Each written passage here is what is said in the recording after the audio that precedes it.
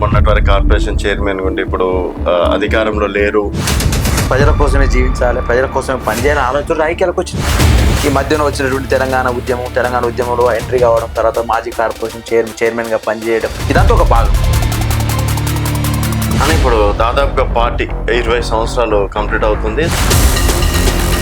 ఉస్మాన్ షీట్లో పిహెచ్డీ చేస్తున్నటువంటి స్కాలర్స్గా మేము వాస్తవంగా రకరకాల భావజాలం ఉన్నామని యూనివర్సిటీలో ఉంటాం. కానీ తెలంగాణ రావాలని మాత్రం అందరి గుండెల్లో అప్పుడు అందరి భావన ఎట్లుండే, మన యూపీ జాస్టర్లో అయితే కేసీఆర్ గెలవాలి. మరి అంత కష్టపడి తెలంగాణ కోసం నిరంతరం ప్రయత్నించిన వ్యక్తి కేసీఆర్ అయితే బంగారు తెలంగాణ తెస్తా అని చెప్పేసి 10 సంవత్సరాలు తెలంగాణని విధ్వంసం చేసి ఈరోజు బయటికి పోయిండు. ఆడ చూసినట్టయితే ఉన్న పైసలంతా నాకేసిండు. తర్వాత 7-8 లక్షల కోట్ల వరకు అప్పులు తెచ్చి ఈరోజు తెలంగాణని మొత్తం సర్వనాశనం చేసిండ్రు అని చెప్పేసి పొద్దుగాల నుంచి వింటున్నాం. మన జనాభా వాటా ఎంత దేశంలో? 2.5%. ఈ రాష్ట్రం యొక్క వాటా, ఆదాయంలో వాటా 5%. ఎంత గొప్పగా ఎదిగినట్టు ఇవరు కనపడతలేవా?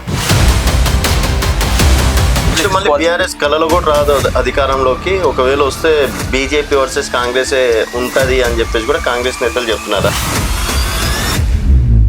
ఎక్కడైతే జాతీయ పార్టీలు అధికారం రావాలని కోరుకుంటున్నాయో ప్రాంతీయ పార్టీలు బలంగా ఉంటాయి కాబట్టి ఫస్ట్ ప్రాంతీయ పార్టీలు కిల్ చేస్తే మా ఆట మేము ఆడుకోవచ్చు. ఒకసారి నువ్వు, ఒకసారి నేను వస్తాం.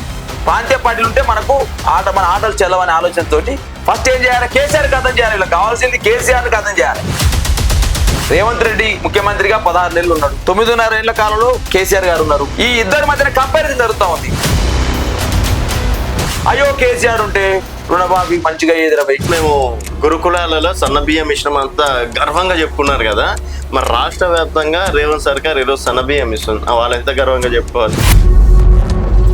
పేదవాళ్ళకు సన్నబియ్యం ఇస్తున్న సంతోషం నీకు కాదంటే రేవంత్ రెడ్డి గారు నీకు ధన్యవాదాలు. రాష్ట్రంలో 17,000 రేషన్ షాపులు ఉన్నాయి. ఎన్నింటిలో ఓపెన్ చేసినావు? 7,000 ఓపెన్ చేసినావు. మరి ఇంకా 10,000 ఏం పాపం చేసారు? కేసీఆర్ కట్టిన ప్రగతి భవన్, ప్రజాభవన్ మధ్య రంగేసిన, ఎందుకంటే నేను పెయింటర్ కదా గతంలో. అయ్యో అప్పుడు కేసీఆర్ 500 కోట్లు కట్టిండు, 600 కోట్లు కట్టిండు, ఖర్చు చేసిండు, సెక్రటరీ కట్టిండని తిట్టినా తప్పైంది, చెప్పలు వేసుకుంటున్నా అదే సెక్రటరీ పరిపాలన చేస్తున్నా చెప్పు. ఆంధ్ర అధికారులు అందరిని తీసేస్తా, మీ తెలంగాణ వెలుగుదారు అడుగుతున్నారు రేవంత్ రెడ్డి. ఆంధ్ర అధికారులు అందరినీ ఏరేస్తా, బీహార్ పాలన అంతా చేస్తా. అంజన్ కుమార్ ఎవరా? జితేందర్ ఎవరు? నీ డీజీపీ.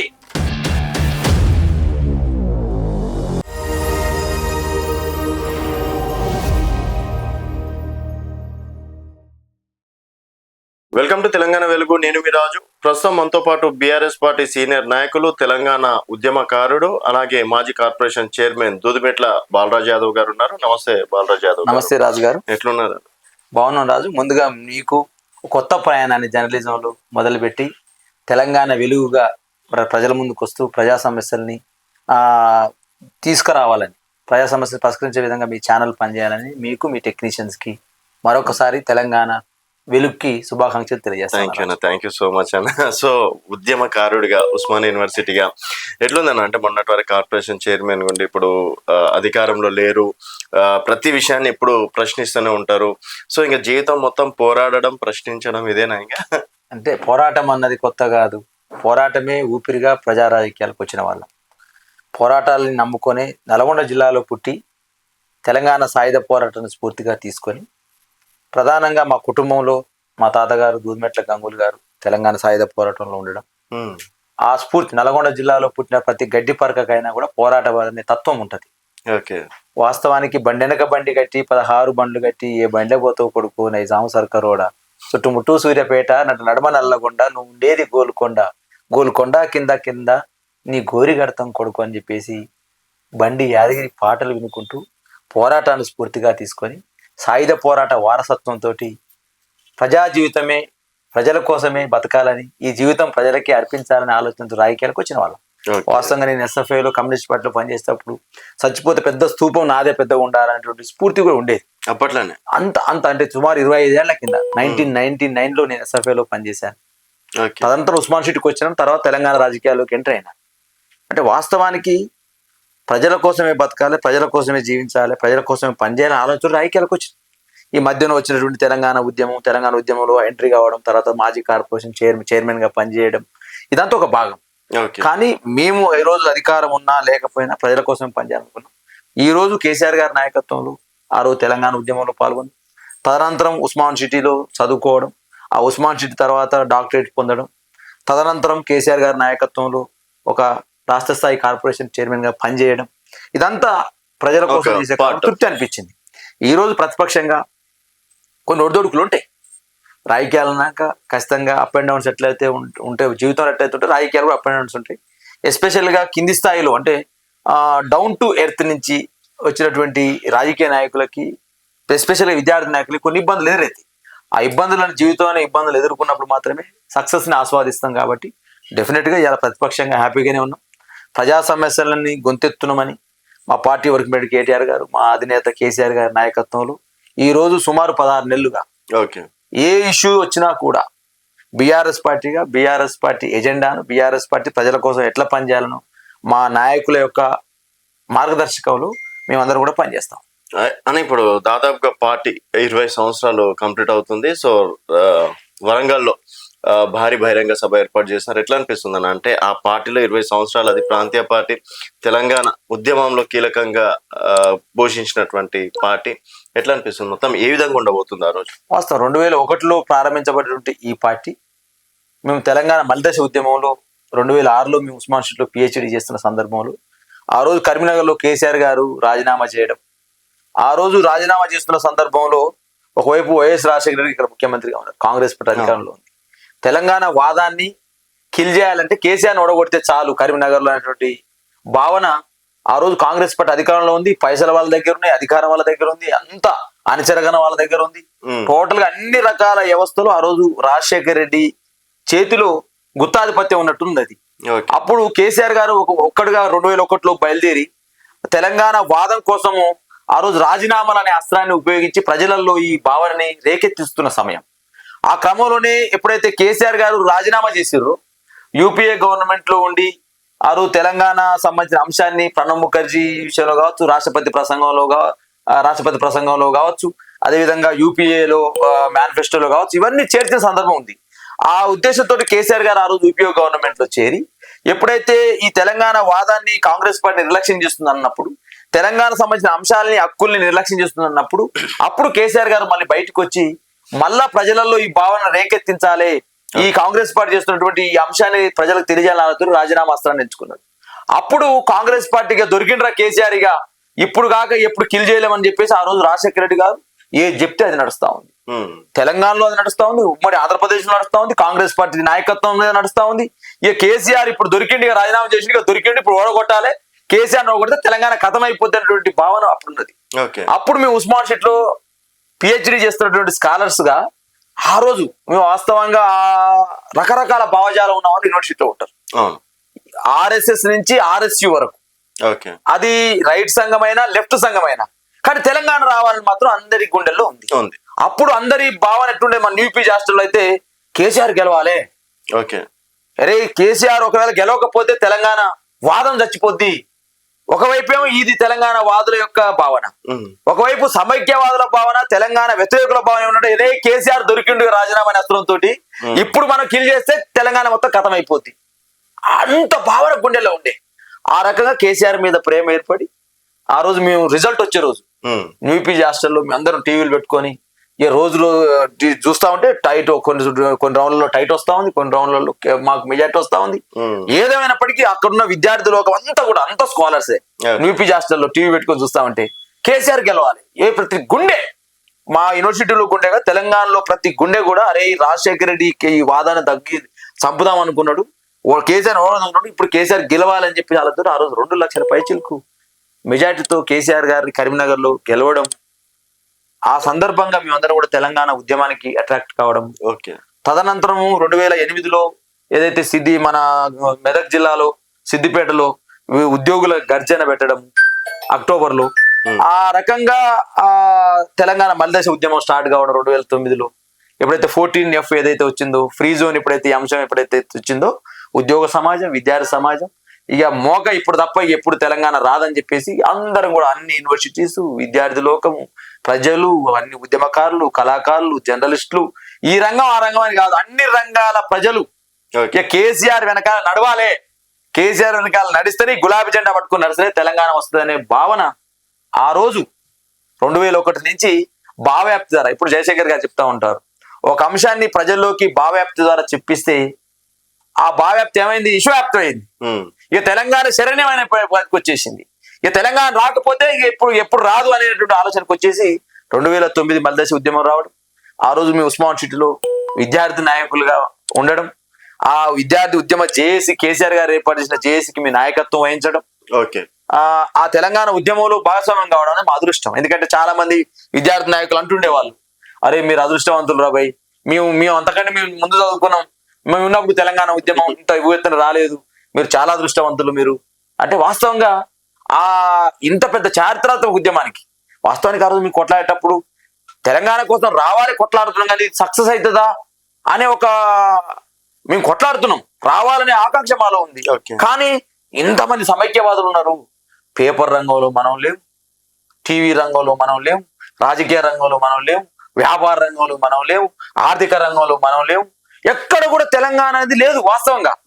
ఇంకెందుకు నువ్వు ఉస్మాన్ సిటీ పక్కన చిల్కాగూడలో లాలాపేటలో కూడా తెలంగాణ బతుకమ్మ ఆడితే ఏందండి, బతుకమ్మ ఆడతారా ఏందండి, మీ భాష గిట్లుంటది ఏనండి అని ఒక వెకిలిగా ఏదో ఒక అనుమానపు చూపులతోటి తెలంగాణలోకి ఏం తెలియదు అనేటువంటి భావన ఆ రోజు అంత పెద్ద ఉస్మాన్ సిటీ పక్కనే మళ్ళీ తెలంగాణ ఉద్యమానికి ఒక బ్రాండ్ అంబాసిడర్ ఉన్నటువంటి ఉస్మాన్ సిటీ పక్కనే ఇటువంటి మాటలు నిలబడుతుండేవి. ప్లస్ రాజకీయం కూడా అస్థిరత, రాజకీయాల్లో చిన్న చిన్న పదవుల కోసము, మంత్రి పదవుల కోసము, అక్కడ ఉన్నటువంటి అధినాయకత్వంతో మనం ఉండకపోయేది. ఓన్లీ మంత్రులు మనం ఉన్నా, ఎమ్మెల్యే మనం ఉన్నా, కీ రోల్ చూసేటోళ్ళంతా కూడా ఆంధ్ర ప్రాంతం నుంచే ఉండేది. అక్కడున్న ప్రజలతో ఈ ఉద్యమానికి ఏం సంబంధం లేదు వాస్తవంగా. వాళ్ళు మన తెలంగాణ వ్యతిరేకించేవాళ్ళు కాదు. రాజకీయాలు అంతా కూడా ఇక్కడ వ్యాపార విషయంలో అన్ని రంగాల్లో వాళ్ళే ఇన్వాల్వ్ అయ్యారు కాబట్టి ఎక్కడ హైదరాబాద్ మా చేతి నుంచి పోతే మేము ఆధిపత్యం పోతేనే భావన ఆంధ్ర రాజకీయ నాయకులు, రాజకీయ పెట్టుబడిదారులుగా ఉన్న రాజకీయ నాయకులు కలిగి అట్లా వాళ్ళందరూ కూడా ఆ రోజు ఇక కిల్ చేస్తే బాగుంటుంది అనే సందర్భంలో మేము అనుకుంది వస్తుందా తెలంగాణ కొట్లాడుతుండేది, కానీ రాణిస్తారా వీళ్ళు అనేది.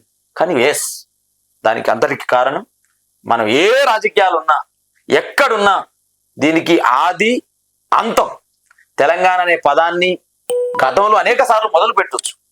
తెలంగాణ రాష్ట్రం రావాలని ఆకాంక్ష అనేక సందర్భాల్లో చిగురించవచ్చు. కానీ చిగురించినటువంటి ఆ తెలంగాణ ఆకాంక్ష, తెలంగాణ ఉద్యమ తీరు ఏదైతే ఉందో దాన్ని తీరాలకు తీర్చి తెలంగాణ రాష్ట్రం సాధించింది మాత్రం కేసీఆర్ ఒక్కడే. అంటే మీ బీఆర్ఎస్ పార్టీ నేతలు మాత్రమే డబ్బా కొడుతున్నారు, కేసీఆర్ తప్ప, కేసీఆర్ లేకపోతే తెలంగాణ వచ్చేది కాదు, తెలంగాణ కోసం వేలాది మంది విద్యార్థులు ఆత్మహత్య చేసుకున్నారు, లక్షలాది మంది రోడ్లపైకి వచ్చిండ్రు, సకల జనుల సమ్మె కావచ్చు, మిలియన్ మార్చ్ కావచ్చు, ఇంకా చెప్పుకుంటా పోతే 2001 నుంచి చేసిందంతా కేసీఆర్ ఫామ్ హౌస్ లో పండుకుంటూ అప్పుడో ఎప్పుడో ఇట్లా చెయ్యి ఊపుతుండే, మిగతా చేసిందంతా విద్యార్థులే, ఉద్యమకారులే అని చెప్పేసి వస్తున్నటువంటి భావన. ఇప్పుడు అంతకంటే కేసీఆర్ గారికి వ్యవసాయం మీద మక్కువ. వ్యవసాయ క్షేత్రానికి పోయి వస్తే దాన్ని ఏదో అంటే వాస్తవం కూడా ఏంటంటే కేసీఆర్ ని కిల్ చేయాలంటే ఉద్యమ రూపంలో కిల్ చేయలేరు, సైద్ధాంతికంగా కిల్ చేయలేరు, ఆయన పట్టుదలని కిల్ చేయలేరు, ఆయనకు తెలంగాణ రాష్ట్రం రావాలని ఆకాంక్షని కిల్ చేయలేరు. దేనికి కిల్ చేయొచ్చు? క్యారెక్టర్ని కిల్ చేయాలి. అంటే కేసీఆర్ తాగుతాడు, కేసీఆర్ తింటాడు, కేసీఆర్ పొద్దుగా లేవాడు, కేసీఆర్ రాడు, కేసీఆర్ ప్రజలను కలవాడు, ఈ విధంగా ఏం చేయాలి? ఇప్పుడు ఆయన ఎత్తుకున్న జెండాని కిల్ చేయలేరు, ఎందుకంటే ప్రజలలో గట్టి ఉంది. ఆయన ఎత్తుకున్న తెలంగాణ వాదం అనే పునాది గట్టి ఉంది, ఆయన ఎత్తుకున్న తెలంగాణ ఆకాంక్షనే గట్టి ఉంది. తెలంగాణ వాదాన్ని కిల్ చేయలేక, తెలంగాణ ఆకాంక్షని కిల్ చేయలేక, తెలంగాణ ఆకాంక్షని కిల్ చేస్తుంటే ప్రజలను పలచనవుతారు కదా. అట్నే పలచనాడు కిరణ్ కుమార్ అట్టే పలచనాడు, రాజశేఖర్ అట్టే పలచనాడు, రోషే అట్టే పలచనాడు, తెలంగాణ వ్యతిరేకించే ప్రతి వ్యక్తి అట్టే పలచనాడు. కాబట్టి తెలంగాణ వాదాన్ని కిల్ చేయలేం కాబట్టి ఏం చేయాలి? ఈ తెలంగాణ వాదాన్ని, తెలంగాణ జెండా ఎత్తుకున్న కేసీఆర్ ని కిల్ చేయాలంటే ఏం చేయాలి? కేసీఆర్ లేవడు, కేసీఆర్ గలవడు, కేసీఆర్ ఫామ్ హౌస్ పోతాడు, ఈ రకమైన క్యారెక్టర్ కిల్ చేసే ప్రయత్నం చేశారు. వాస్తవంగా కేసీఆర్ ఎప్పుడు కూడా తెలంగాణ అనే వాదం విషయంలో, తెలంగాణ రాష్ట్ర ఏర్పాటు విషయంలో ఎప్పుడు కూడా కాంప్రమైజ్ కావాలి. మరి అట్లా కాంప్రమైజ్ కావాలనుకుంటే చంద్రబాబు నాయుడుతో ఎందుకు పంచాయతీ పెట్టుకుంటాడు? ఏదో మినిస్టర్ తీసుకొని సబ్జెక్ట్ ఊరుకుంటాడు కదా. కాబట్టి ఆయనకు కాంప్రమైజ్ నేచర్ కేసీఆర్ గుణంలో లేదు, కేసీఆర్ బెడ్ లో లేదు. ఎప్పుడు కాంప్రమైజ్ కాదు కేసీఆర్ గారు. కేసీఆర్ కాంప్రమైజ్ కాలేడు కాబట్టే తెలంగాణ జెండా ఎత్తుకున్నాడు. కాంప్రమైజ్ చంద్రబాబు నాయుడుతో, ఆ వ్యాపారవేత్తలతో నేను అంటున్నా బ్రదర్, ఇవాళ తెలంగాణ వచ్చినాక చాలా మంది చాలా పెద్ద పెద్ద గొప్పలు మాట్లాడుతారు, కానీ ఇవాళ రేవంత్ రెడ్డి మాట్లాడొచ్చు, ఇంకొక ఆయన మాట్లాడొచ్చు, రకరకాలు మాట్లాడొచ్చు. ఎవడొచ్చిందండి జైలకు? మేమందరం ఉస్మాన్ సిటీ పెద్ద పేద కుటుంబాల నుంచి వచ్చిన వాళ్ళం. మేము బ్రదర్, మేమందరం పేద కుటుంబాల నుంచి ఉస్మాన్ సిటీ నుంచి ఉద్యమాల్లోకి వచ్చిన వాళ్ళం. మాకు ఆస్తులు అంతస్తులు. మా అమ్మ నాన్న వ్యాపారవేత్తలు అంతకంటే కాదు. మా అమ్మ నాన్న రాజకీయ నాయకులే కాదు. నాలాక్క ఒక 100 మంది విద్యార్థి నాయకులు అటువంటి వాళ్ళు ఉన్నారు. వీళ్ళందరూ బెయిళ్లకు, జైళ్లకు ఏ జెండా అండగా ఉంది? ఏ నాయకుడు అండగా ఉన్నాడు? ఓకే, దాంతో పాటుగా ప్రజా ఉద్యమ కళాకారులు వచ్చినారు, రచయితలు వచ్చినారు, జర్నలిస్టులు వచ్చినారు, న్యాయవాదులు వచ్చినారు, అన్ని యూనివర్సిటీ విద్యార్థి నాయకత్వం వచ్చింది, ప్రజలు మమేకమైనరు, అన్ని కులవృత్తులు ఏకమైనవి, అన్ని పేపర్లు కూడా తెలంగాణ ఇవ్వను. నువ్వు రాదనేటోడు వేరే పేపర్లో పనిచేసినా, తెలంగాణ వ్యతిరేకమైన పేపర్లో పనిచేసినా రాసేది నువ్వే కదా. లాస్ట్ కి నీకు ప్రేమ ఉండేది అరే తెలంగాణ గురించి. స్టింగరు ఆ ఛానల్కి ఇష్టం లేకపోయినా తెలంగాణ రావడం, ఆ స్టింగర్ వాళ్ళిద్దరు తెలంగాణ వాడు ఉంటాయి కదా, వచ్చేది అరే రారబై మాట్లాడుతున్నారు రబై అనేది. ఒకవేళ ఏసీపీకి ఇష్టం లేకపోయినా, డీసీపీకి ఇష్టం లేకపోయినా, ఎస్ఐకి ఇష్టంగా తెలంగాణ రావాలని, ఎందుకంటే ఫ్రీ జోన్ వస్తే మాకు ఉద్యోగాలు వస్తాయని. కాబట్టి కిందిలో ఉన్న ప్రతి ఒక్కరిలో తెలంగాణ రావాలని, వీళ్ళని మీద ఆజమా చేసే వాళ్ళకు తెలంగాణ రావద్దని ఉన్నా కూడా ఎక్కడో ఒక్కడ తెలంగాణ రాష్ట్రం కోసం వీళ్ళు ఈ ప్రయత్నాలు ఎప్పుడు కొనసాగిస్తూనే ఉండేది అనమాట. ఈ విధంగా నేను అంటాను. ఇవాళ చాలా మంది చాలా రకాలుగా మాట్లాడవచ్చు బ్రదర్. నేను అంటా ఉన్నాను, ఈ దేశంలో 18 రాష్ట్రాల డిమాండ్లు ఉన్నాయి. 18 రాష్ట్రాలు అంటే ఉత్తరాంచల్, పూర్వాంచల్, డార్జిలింగ్, విదర్భ, ఇటు చెప్పుకుంటూ పోతే ఈ దేశంలో 18 రాష్ట్రాల డిమాండ్ ఉండేది. రాష్ట్రాలు, ప్రత్యేక రాష్ట్రాలు కావాలని. మరి తెలంగాణ రాష్ట్రం వచ్చింది కదా. ఎవరి వల్ల వచ్చింది? ఎందుకు వచ్చింది? ఏ ఉద్యమ పోరాటాల వచ్చింది? ఓకే, కేసీఆర్ గారి జెండా, పెద్ద జెండా ఎత్తుకున్నట్టే కదా. దాని వెనకాల అనేక మంది రావచ్చు. గద్దర్ లాంటి వాళ్ళు రావచ్చు, విమలక లాంటి వాళ్ళు రావచ్చు, కోదండరామ్ లాంటి వాళ్ళు రావచ్చు, కళాకారులు రావచ్చు, విద్యార్థులు రావచ్చు, న్యాయవాదులు రావచ్చు, కొన్ని ఎంఆర్పిఎస్ సంఘాలు లాంటి రావచ్చు. అన్ని ప్రజలు ఏకమైన, అన్ని కులవృత్తులు ఏకమైన. నేను ఎవరు తక్కువ చేయదలుచుకోలే. కానీ ముందు జెండా ఎత్తుకుంది ఎవరు? ఓ రాజకీయ పార్టీ. ఏది? బీఆర్ఎస్ పార్టీ, టీఆర్ఎస్ పార్టీ కదా. దానికి నాయకత్వం కేసీఆరే కదా. ఒప్పుకోకపోయినా ఓకే, నేను మాట్లాడితే ఏంద్రపై దూరమెట్టలేదు, మొత్తం కేసీఆర్ కు పార్టీలో ఉన్నాడు కాబట్టి రేపు ఏదైనా ఎమ్మెల్యే కావాలనో, ఇంకేదైనా టికెట్ కావాలనో డబ్బా కొడుతుంటారు కేసీఆర్ అని. కేసీఆర్ డబ్బా కొడుతుంటే అనొచ్చు, కానీ వాస్తవం అదే కదా. నేను ఒప్పుకోను. రేవంత్ రెడ్డి అనేక సందర్భాలు టీవీలో ఒప్పుకున్నాడు, రాజగోపాల్ రెడ్డి అంటే ఒప్పుకున్నారు, కోమరెడ్డి ఒప్పుకున్నారు. అరే కేసీఆర్ జెండా ఎత్తిన మాట వాస్తవం. కానీ ఇవాళ రాజకీయంగా పడకపోవచ్చు, వాళ్ళు అధికారంలో మీ ప్రతిపక్షం ఉండొచ్చు. కాబట్టి కేసీఆర్ ని పొగుడదామంటే ఇష్టం లేకపోవచ్చు. కానీ దీనికి ఆద్యుడు అంతం చేసి దీన్ని ఈ తీరాలకు తెరిచింది కేసీఆర్ అని అంటారు. మరి అంత కష్టపడి తెలంగాణ కోసం నిరంతరం ప్రయత్నించిన వ్యక్తి కేసీఆర్ అయితే బంగారు తెలంగాణ తెస్తా అని చెప్పేసి 10 సంవత్సరాలు తెలంగాణని విధ్వంసం చేసి ఈరోజు బయటికి పోయిండు.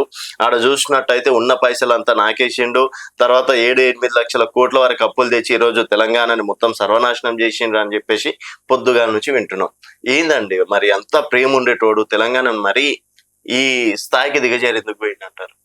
నేనేమంటున్నాను బ్రదర్, సంవత్సరానికి ఒక మనిషి తలసరి ఆదాయం తెలంగాణ రాకముందు 1,24,000. ఈరోజు 3,64,000 తలసరి ఆదాయం పెరిగింది. ఆ రోజు తెలంగాణ రాష్ట్రం వచ్చినప్పుడు జిఎస్డిపి 3 లక్షలు 4 లక్షలు ఉంటే మహా ఎక్కువ. ఈరోజు 14 లక్షల దాకా జిఎస్డిపి పెరిగింది. అదేవిధంగా ఆ రోజు విద్యుత్ సామర్థ్యం 7,800 ఒక విద్యుత్ సామర్థ్యం రేటు తెలంగాణలో. ఈరోజు 18 నుంచి 19,000 మెగావాట్ల విద్యుత్ సామర్థ్యాన్ని పెంచుకోగలిగినాం. అదేవిధంగా ఆ రోజు పంట విస్తీర్ణం చూసుకున్నా, వరి సాగుదల కావచ్చు, వరి మన పెరుగుదల కావచ్చు, వరి ధాన్య ఉత్పత్తిలో కావచ్చు, వరి ధాన్య ఉత్పత్తిలో పెరిగినాం, తలసరి ఆదాయంలో పెరిగింది, రాష్ట్ర జిఎస్డిపిలో పెరిగింది. ఇవాళ నేను అంటా ఉన్నా సార్, నేను అంటా ఉన్నాను, ఎక్కడో ఉమ్మడి ఆంధ్రప్రదేశ్లో అభివృద్ధికి కానీ, ఆలోచనకు కానీ, అదేవిధంగా రాజకీయంగా కానీ, సాంస్కృతికంగా కానీ, సైద్ధాంతిక పరంగా కానీ, గుర్తింపు పరంగా కానీ ఎక్కడో వెనకబడ్డ ఈ చిన్న తెలంగాణ ఏర్పడ్డ 10 సంవత్సరాల కాలంలోనే ఒక గ్రోత్ ఇంజన్ లాగా, భారతదేశానికి గ్రోత్ ఇంజన్ లాగా మన జనాభా వాటా ఎంత దేశంలో 2%, 2 నుంచి 5%, 2.5%. కానీ మన ఈ రాష్ట్రం యొక్క వాటా, ఆదాయంలో వాటా 5% దేశ అభివృద్ధిలో. ఎంత గొప్పగా ఎదిగినట్టు ఇవి ఎవరు కనపడతలేవా? అదే క్రమంలో ఇవాళ గతంలో కరెంటు పోతే వార్త, కరెంటు వస్తే వార్త. ఓకే, అటువంటిది 24 గంటల కరెంట్ ఇచ్చి రైతాంగం ఆ రోజు నిత్యం ఆత్మహత్యలే బ్రదర్. ఎట్లా ఆత్మహత్యలు? ఒకవైపు వేసిన పంట పండగ ఆత్మహత్య, వేసిన పంట ఎండిపోయి ఆత్మహత్య, ఆ వేసిన పంటకు దుక్కి దున్ని దాన్ని సాగు చేసి పండించినందుకు అయిన అప్పులకు ఆత్మహత్య, అదేవిధంగా కరెంటు రాక ఆత్మహత్య, ఆ వచ్చిరాని కరెంటును పెట్టడం కోసం పోయినప్పుడు ఆ కరెంటు షాకు తగిలి చనిపోవడం, పాము ఖర్చు తేలి ఖర్చు చనిపోవడం, చేనేత కార్మికుల ఆత్మహత్య, సిరిసిల్లా అనేవాళ్ళు. ఇటువంటి ఎక్కడ ఆత్మహత్యలు వద్దు రైతులారని చెప్పేసి గోడల మీద స్లోగన్స్ రాసేవారు.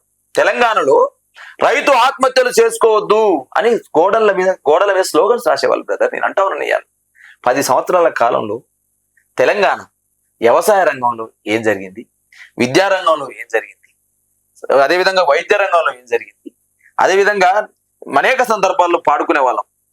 నేను రాను బిడ్డో సర్కారు దవాఖానకు అనేటువంటి పాట, నేను సర్కారీ దవాఖానలోనే డెలివరీ అయితా, అమ్మ నాకు కేసీఆర్ కిట్ ఇస్తాడు, ఆడపిల్ల పుడితే 13,000, మగపిల్లవాడు పుడితే 12,000 ఇస్తాడు అమ్మ కేసీఆర్ అని గవర్నమెంట్ దవాఖానలో డెలివరీ అయిన సందర్భాన్ని చూసినాం కదా. మన కళ్ళ ముందే, నా కళ్ళ ముందలేనే నేను రాను బిడ్డో సర్కారు దవాఖానే పాట విన్నా, నా కళ్ళ ముందలేనే కేసీఆర్ నాయకత్వంలో అదే సర్కారు దవాఖానలో డెలివరీ చూసా. అదే క్రమంలో నా కళ్ళ ముందులోనే విద్యార్థి నాయకుడిగా పనిచేసేటప్పుడు పురుగులన్నం, నీళ్ళ చారు, హాస్టళ్ళు, బతుకులు అని చెప్పేసి పాటలు విన్నాం. నా కళ్ళ ముందులే కేసీఆర్ నాయకత్వంలో 1022 గుర్క పాఠశాలలో సన్నబియ్యం బోబెట్టి 1,25,000 ఖర్చు పెట్టి, అమ్మా నేను చదువుకుంటే సర్కారు బల్లే చదువుతా, గుర్క పాఠశాల చదువుతా, నాకు సీటీపీ నాయన అని చెప్పేసి నా దగ్గరికి వచ్చిన వాళ్ళు అనేక మంది ఉన్నారు. ఒక సీటుకు 100-200 మంది పోటీ పడే సందర్భం ఉన్నాయి. చూడు, నా కళ్ళ ముందలే. అంటే వైద్య రంగంలో జరిగిన పరిణితి, విద్యా రంగంలో జరిగిన పరిణితి, వ్యవసాయ రంగంలో పరిణితి నేనే ఉన్నారు. మా నానే ఉండేదండి 12 గంటలకు 10 గంటలకు కరెంటు మారితే మళ్ళీ పోయి టార్చ్ వేసుకొని పోయేది. ఆ పెట్టగానే మళ్ళీ ఏం చేసేది, మడి పారక ముందే, ఆ కాలువ తడక ముందే మళ్ళీ కరెంటు పోయేది, మళ్ళీ పోయి మళ్ళీ పెడితే మళ్ళీ అదే కాలువ మారేది, కాలువ మారే తప్ప మళ్ళీ నిలువపోయేది. ఇది పరిస్థితి మేము చూసినాం. మరి తెలంగాణ వచ్చిన తర్వాత ఇలా కాళేశ్వరం మీద అనేక రకాల అపోహలు వేస్తుండొచ్చు. కాళేశ్వరం ఏదో జరిగిందని చెప్పొచ్చు. ఇలా సాగు విస్తీర్ణం ఎట్లా పెరిగినాం, వరి ధాన్య ఉత్పత్తిలో ఎట్లా ఉంది, అదేవిధంగా పంట విస్తీర్ణంలో ఎట్లా జరిగింది, అన్ని రకాల ఒక చేంజెస్. సార్ నేను అంటాను ఇంకోటి, మనం తెలంగాణ రాకముందు ఉమ్మడి ఆంధ్రప్రదేశ్లో 75 రూపాయల పెన్షన్ 200 చేసిన రాజశేఖర రెడ్డి. 200 చేస్తే 2 సార్లు గెలిపించండి రాజశేఖర రెడ్డి, 200 చేస్తే 2 సార్లు గెలిపించారు రాజశేఖర రెడ్డి. దేవుడు నాయన పింఛన్ పెంచుడని ముసలోళ్ళు 2,000 ఇచ్చిన కేసీఆర్ కొడుకు అనుకోరా పేద ముసలోళ్ళు. కేసీఆర్ కు ఇచ్చే ఆప్యాయతను చూసి జలసితోటి మాటలు తప్ప 2,000 రూపాయలు పెంచింది. 1,000 రూపాయలు ఫస్ట్ చేసుకున్నాం గవర్నమెంట్, తర్వాత 2,000 చేశాం. వృద్ధులకు, వికలాంగులకు, అతను డయాలసిస్ పేషెంట్లకు లేదు, బోధకాల వ్యాధులకు లేదు, బీడి కార్మికులకు లేదు. వీళ్ళందరినీ చేసింది ఎవరు? పింఛన్లో 29 లక్షల పింఛన్ ఇచ్చేదండి. 29 లక్షల మందికి పింఛన్ ఇచ్చేది. మరి సరే, 43 లక్షల మందికి పింఛన్ ఇచ్చాం. మరి ఎందుకు అంత ఘోరంగా ఓడిపోవడం అనేది జరిగింది? ఎందుకు ఓడిపోయినాము? 39 మంది గెలిచినాం. మేము ఘోరంగా ఓడిపోయినాం మీరు అంటున్నారు. 87 లక్షల మంది మాకు ఓటేసారు. అందరు అనుకోడు కేసీఆర్ ఓడిపోయింది అంటే నెంబర్ పరంగా ఓడిపోవచ్చు, గవర్నమెంట్ లేకపోవచ్చు. కానీ 87 లక్షల మంది మీకు 92 వేసారు, 92 లక్షలు కాంగ్రెస్కి వేసారు, 87 లక్షలు మాకేసారు. మీకు 64 సీట్లు మీకు వచ్చినాయి, 39 సీట్లు మాకు వచ్చినాయి. ఓకే, ప్రజాస్వామ్యంలో ప్రజా తీర్పును గౌరవించాల్సిందే, ఓటమిని అంగీకరించాల్సిందే. ఎక్కడ జరిగిన తప్పుల్ని అవే నెక్స్ట్ మళ్ళీ బీఆర్ఎస్ కళలో కూడా రాదు అధికారంలోకి. ఒకవేళ వస్తే బీజేపీ వర్సెస్ కాంగ్రెస్ ఉంటది అని చెప్పేసి కూడా కాంగ్రెస్ నేతలు చెప్తున్నారు. అంటే వాళ్ళకి ప్రత్యర్థులు బీజేపీ నేతలే, బీజేపీ పార్టీ, బీఆర్ఎస్ అనేది క్లోజ్ అయిపోయింది. ప్రాంతీయ పార్టీలు ఉన్న దగ్గర జాతీయ పార్టీలు బలపడతలేవు. ఇలా తమిళనాడులో జాతీయ పార్టీలు బలపడాయా? బీహార్ లో జాతీయ పార్టీలు బలపడాయా? పశ్చిమ బెంగాల్లో జాతీయ పార్టీలు బలపడాయా? ఒరిస్సాలో నిన్నగాక మొన్న వచ్చింది భారతీయ జనతా పార్టీ. నేను ఏమంటున్నంటే, ఎక్కడైతే ప్రాంతీయ ఆధిపత్యం, వీడు ఆంధ్రప్రదేశ్, ఉమ్మడి ఆంధ్రప్రదేశ్ ఉంది, టీడీపీ వారు జగన్, వైఎస్ఆర్సీపీ తప్ప జాతీయ పార్టీలు బలపడ్డాయా? ఎక్కడైతే జాతీయ పార్టీలు అధికారం రావాలని కోరుకుంటున్నాయో ప్రాంతీయ పార్టీలు బలంగా ఉంటాయి కాబట్టి ఫస్ట్ ప్రాంతీయ పార్టీలు కిల్ చేస్తే మా ఆట మేము ఆడుకోవచ్చు. ఓసారి నువ్వు ఓసారి నేను వస్తాం. ప్రాంతీయ పార్టీలు ఉంటే మన ఆటలు చెల్లవనే ఆలోచనతోటి ఫస్ట్ ఏం చేయాలి? కేసీఆర్ కథం చేయాలి. వీళ్ళకి కావాల్సింది కేసీఆర్ ని కథం చేయాలి. కేసీఆర్ అనే మీ గులాబీ జెండాని కథం చేస్తే మా ఆటలు మనం ఆడుకోవచ్చు. ఓసారి నువ్వు ఓసారి నేను, ఓసారి నువ్వు ఓసారి నేను అని చెప్పేసి కాబట్టి ఫస్ట్ ఎవరి మీద దాడి చేస్తారు? కేసీఆర్ మీద దాడి చేస్తారు. ప్రజలందరూ కేసీఆర్ లేకపోవడం వల్ల తెలంగాణలో జరుగుతున్న విధ్వంసాన్ని చూస్తా ఉన్నారు బ్రదర్. కేసీఆర్ ముఖ్యమంత్రిగా ఉన్నప్పుడు జరిగింది ఏంది, కంపారిజన్ మొదలైంది. ఇలా రాజశేఖర్, ఇప్పుడు రేవంత్ రెడ్డి ముఖ్యమంత్రిగా 16 నెలలు ఉన్నాడు, 9.5 ఏళ్ల కాలంలో కేసీఆర్ గారు ఉన్నారు. ఈ ఇద్దరి మధ్యన కంపారిజన్ జరుగుతా ఉంది. అయ్యో కేసీఆర్ ఉంటే రుణమాఫీ మంచిగా అయ్యేది రాబాయ్, 1,00,000 ఇచ్చిన, 2 లక్షలు చెప్పింది కానీ 1,00,000 రూపాయలు ఇచ్చిన క్లియర్ కట్ ఇచ్చిన రాబాయ్, అందరికి ఇచ్చిన రాబాయ్. అరే కేసీఆర్ ఉంటే రైతు బంధు సరైన సమయంలో పడ్డది రాబాయ్, టింగ్ టింగ్ అని టక్ టక్ ఇవ్వను, టక్కి లేదు టిక్కు లేదు రాబాయ్. ఎంతమందికి రుణమాఫీ ఇచ్చిన అర్థం కాదు, ఎంతమందికి రైతు బంధు ఇచ్చిన అర్థం కాదు. అయింది. ఇప్పుడు ఏమంటారు, ఇప్పుడు నిన్నమన్నా కూడా ఇందిరామ ఇండ్లు అని పెట్టిరు, మొత్తం 4.5 లక్షలు పెట్టిరు బ్రదర్. రాష్ట్రం అంతా 4.5 లక్షలు, నియోజకవర్గానికి 3,500, ఇక అన్ని కలుపుకుంటే 4.5 లక్షలు ఇచ్చిన. ఎంత బ్రదర్? 72,000. 72,000. నిన్న ఆయన విడుదల చేసిన చెక్కులు ఎంత తెలుసా? 2019 మందికి. ఎన్ని కోట్లు? 20 కోట్లు. చూడు, లబ్ధిదారులు ఎంతమంది? 12 మందికి ఇచ్చిండు ఆయన స్టేజ్ మీద. 12 మందికి ఏమో నియామక పత్రాలు ఇచ్చిండు. ఏది మన ఇందిరా విడుదలకు 20 కోట్లు విడుదల చేసిండు. 2019 మందికి 2019 ఇళ్లకు మంజూరు చేసిండు. అదే విధంగా శాంక్షన్ అయిన 72,000. ఇస్తున్నానే ఏంది? 4.5 లక్షలు. అంటే 4 లక్షలు ఇల్లు కట్టిస్తానని చెప్పి, అంటే 5 సంవత్సరాల బ్రదర్ నేను ఏమంటున్నా అంటే ఇదే ఉంది అనమాట. ఇక రుణమాఫీ చేస్తాం 2 లక్షలు. ఎంతమంది చేసావంటే, 8 మంది చేస్తామంటే 42 లక్షల మందికి చేస్తాను. కానీ చేసిందంత 25 లక్షల మందికి. 25 లక్షల మంది చేశాడు. 20,000 కోట్లు 25 లక్షల మంది చేశాడు. మరి 25 లక్షల మంది చేస్తే 5, 12 ఇల్లు ఎడిపోవాలి. 20 లక్షలు, మిగతా 10 లక్షల మంది ఎడిపోవాలి. వీళ్ళు ఏం పాపం చేసి టెక్నికల్ నేనేం చెప్పరు బ్రదర్. ఇప్పుడు అలువు గాని హామీలు ఇచ్చి హామీలు అమలు చేయలేక ఇక టెక్నికల్ ఇష్యూలు, ఆధార్ కార్డులు, బ్యాంక్ సుడు తిప్పులు. ఇక మా కేసీఆర్ గారికి అదే చెప్పారు కదా ఎలక్షన్ సమయాల, అరే బాబు ఏ కుర్ర నాయన ఓటు కాంగ్రెస్ కోటేస్తే క్యూ లైన్లు మొదలెత్తారా అంటే, ఇవాళ జిరాక్స్ షాప్ దగ్గర క్యూ లైన్లు, ఎరువుల దుకాణాల దగ్గర క్యూ లైన్లు, విత్తనాల షాపుల దగ్గర క్యూ లైన్లు. ఇక కనీసం ఇక ప్రజాపాలన దరఖాస్తుల పేరుతో ఆయన కన్న తిప్పలు పెడుతుర్రు. ఎన్ని దరఖాస్తులు తీసుకురా ఇప్పటికి? హలో, ఎన్ని దరఖాస్తులు తీసుకురు ఇప్పటికి? ఇక 10-20 సార్లు దరఖాస్తులు తీసుకుర్రు. నేనేమంటే వాళ్ళు ఓకే, గవర్నమెంట్ వచ్చింది, 5 సంవత్సరాల వరకు డెమోక్రసీలో అవకాశం వచ్చింది, కానీ మీరు ఏదైనా ఒక అంశాన్ని పక్కన పెడతాను. మీరు తీసుకున్నారా రుణమా? మీకు అయ్యిందా రుణమాఫీ? వాళ్ళకు మీకు అయ్యిందా? ఎన్ని ఎకరాలకి ఇచ్చినాడు కదా రుణమాఫీ అన్న? అంటే 2 లక్షలు తీసుకున్న వాళ్ళు 1,00,000 రూపాయలకి అయింది. 2 లక్షలు కాలే. అయ్యింది 2 లక్షల కాలే. 2 లక్షల లోపలకి అయింది. 2 లక్షల పై వాళ్ళకి కాలే. ఇంకా నేనేమంటాను బ్రదర్, మేము బీఆర్ఎస్ పార్టీ ఒకటే చెప్పినాం, కేసీఆర్ గారి నాయకత్వంలో మేము 1,00,000 రూపాయలు రుణమాఫీ చేస్తామని చెప్పాం. మేము అలుగాని హామీ అని చెప్పినాం. నువ్వు 2 లక్షలు చేస్తానని చెప్పేసాను. ఇంకో మాట కూడా అన్నాడు బ్రదర్ రాజు. ఇంకో మాట కూడా అన్నాడు, ఇట్లా నోరు కట్టుకుంటే చాలు కాదా, మేము నోరు కట్టుకుంటే నీ అమ్మ కాసేపు రుణమాఫీ చేస్తాం. నోరు ఎందుకు కట్టుకోలేదా? నోరు తెరిచి రాయని ఇప్పుడు నేను అంటారా? నేను అంతకుముందు రేవంత్ రెడ్డి ఎవరు ఇంత నోరు కట్టుకుంటే రుణమాఫీ కాదా అని ఈ పథకాలన్నీ మీ ఒకసారి నోరు కట్టుకుంటే నోరు తెరిచిర్రు. రేవంత్ రెడ్డి నోరు తెరిచిండా? మీ మంత్రులు నోరు తెరిచిర్రా? మీ కాంట్రాక్టర్ నోరు తెరిచిర్రా?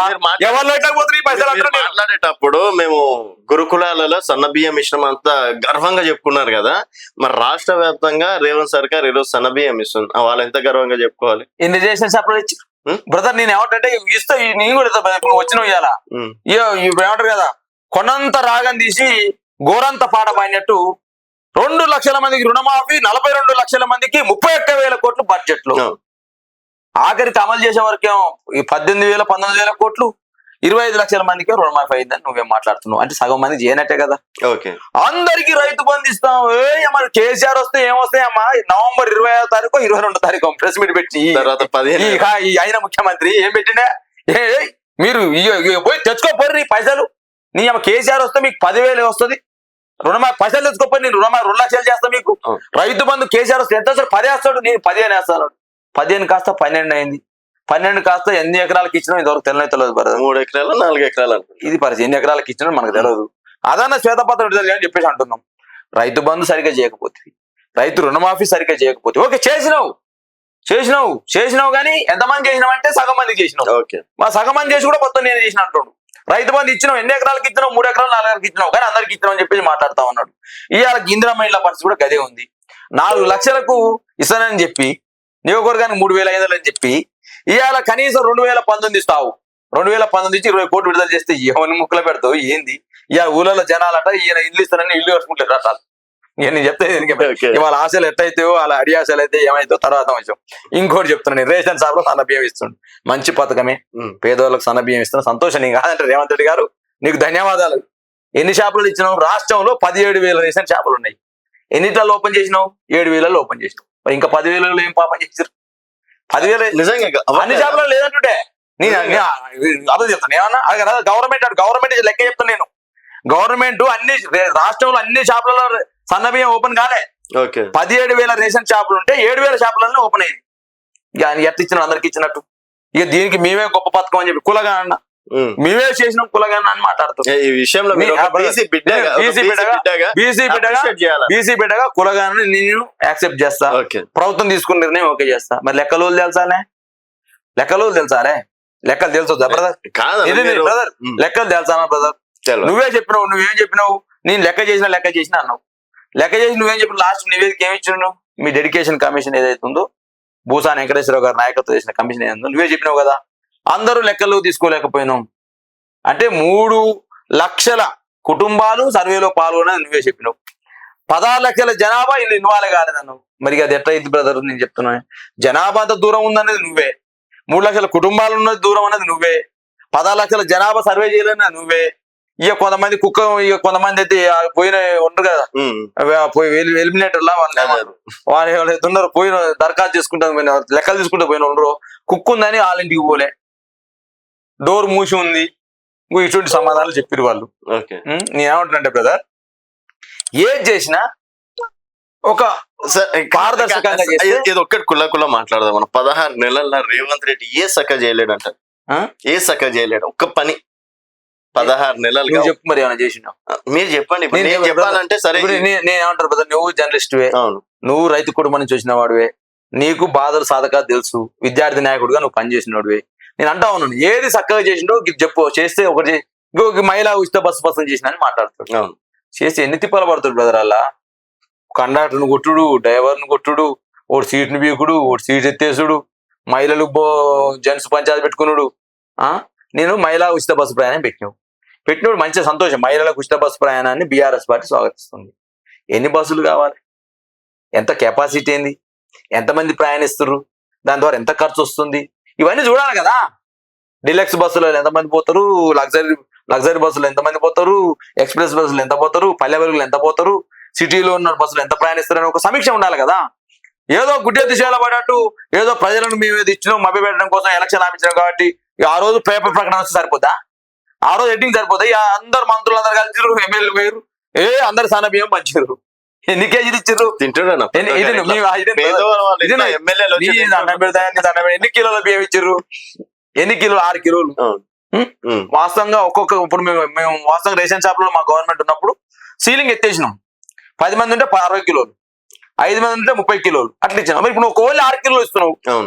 ఇన్ని ఎమ్మెల్యేలు వాళ్ళంతా సరిపోయినా నాకు తెలిసి ఆ నెలల ఎంతమందికి ఇచ్చినావో తెలియదు, ఎన్ని రేషన్ షాపులు ఇచ్చినావో తెలియదు. ఇక మీకు వాళ్ళ సన్నబియ్యానికి ఇక బయట ఒక షాప్ లో ఇంకొచ్చి పెట్టినాడు. ఇక ఎమ్మెల్యేలకు వచ్చిందానికి పోతే 6 కిలోలు సరిపోవు కదా. ఈయన అనుచరులు వచ్చే, మంది వచ్చే, మార్పాలు వచ్చే, గన్మెన్లు వచ్చే, పిఏలు వచ్చే, ఈ ఎమ్మెల్యే వస్తున్నాడు, ఊళ్ళో వస్తే వాడు ఏం చేయాలి? ఇంట్లో వాడు ఇంకా అప్లపాలు చేసి ఇంకా అన్నం పెట్టే పరిస్థితి వచ్చి వీళ్ళకు.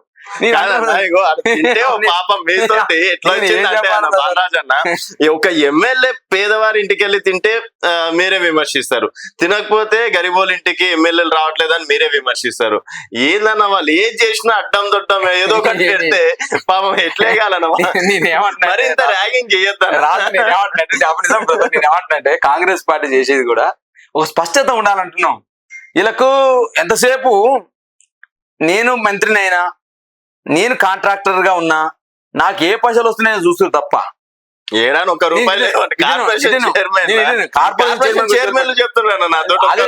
అదే ఎమ్మెల్యే ఏం చెప్తుండ్రు?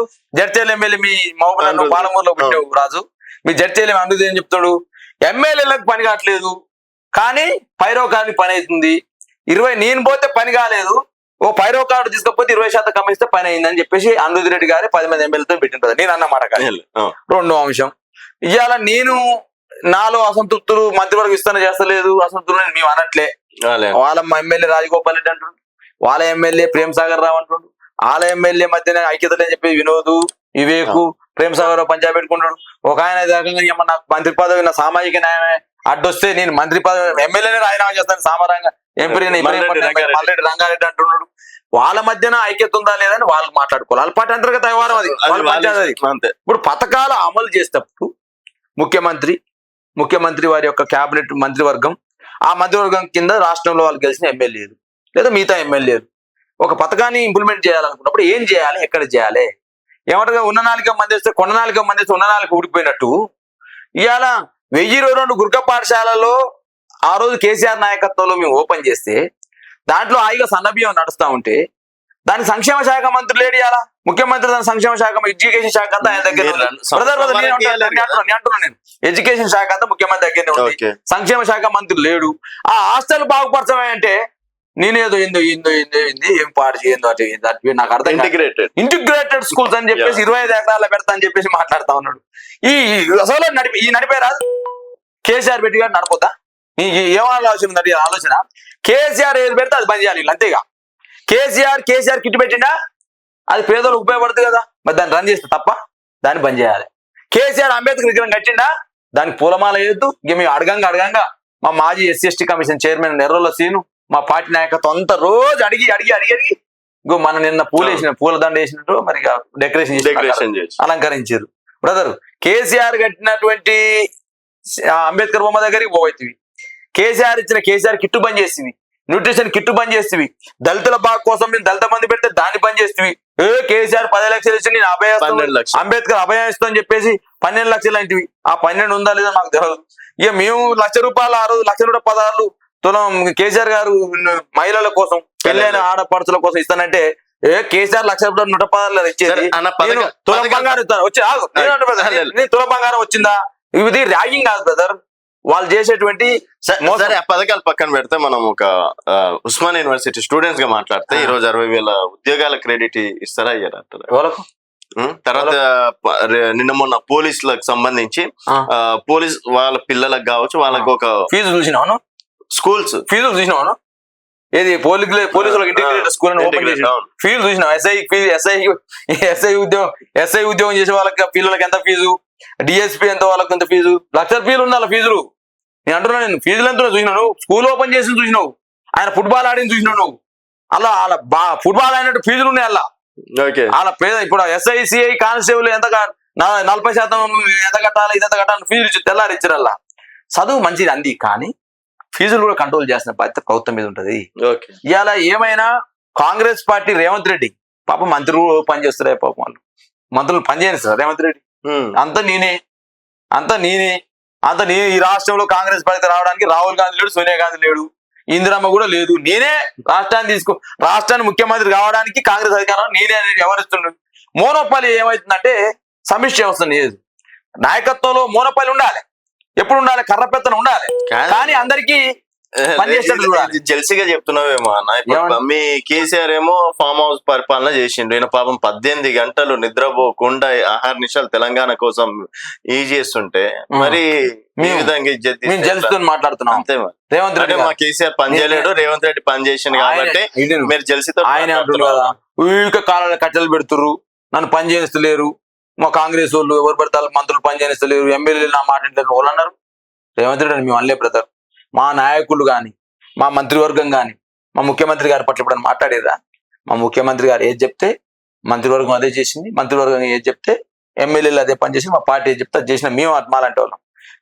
వీళ్ళ మధ్యలో కోఆర్డినేషన్ లేక తెలంగాణ ప్రజలకు శనిగా మారేది.